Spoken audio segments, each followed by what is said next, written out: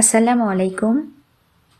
আমি আয়েশা সিদ্দিকা আবৃত্তি করছি মেধার লেখা কবিতা পুনরাবিষ্কার।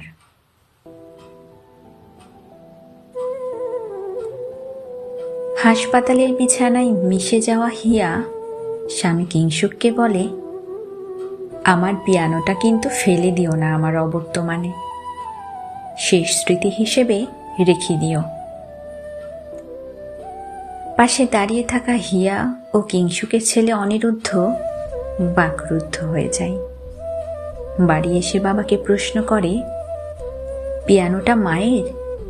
কোনোদিন বাজাতে দেখিনি।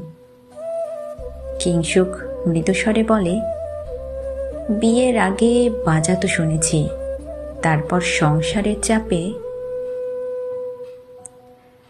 তুমি বলেছ মাকে কোনোদিন বাজাতে? শুনতে চেয়েছ মায়ের বাজনা বাবা?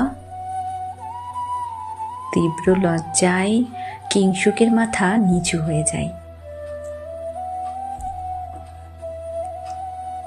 দুদিন পর অনিরুদ্ধ একটা রেকর্ডিং নিয়ে মাকে শুনিয়ে বলে, মা, তোমার বহুদিন আগের বাজনা দিদার কাছ থেকে কাল জোগাড় করেছি।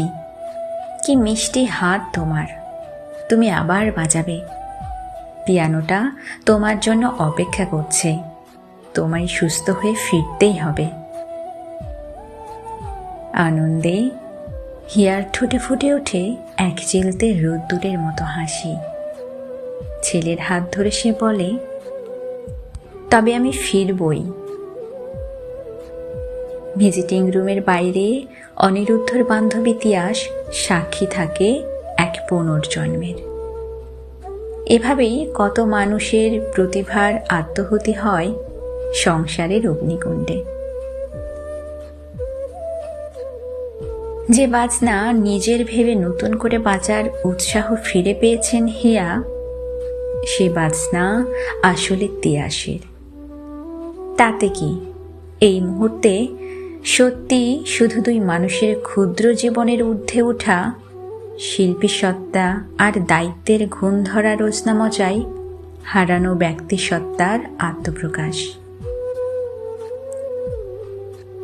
সত্যি শুধু পাহাড়ের রুক্ষতায় ফোটা অনামা অর্কিডের মতো বা নিঝুম রাতে ঠুমরির অচেনা রাগের সদৃশ সংসারের বেড়া জালে নারীর রহস্যময় নীরবতার আড়ালে লুকোনো প্রতিভা পুনরাবিষ্কারের অঙ্গীকার। ধন্যবাদ।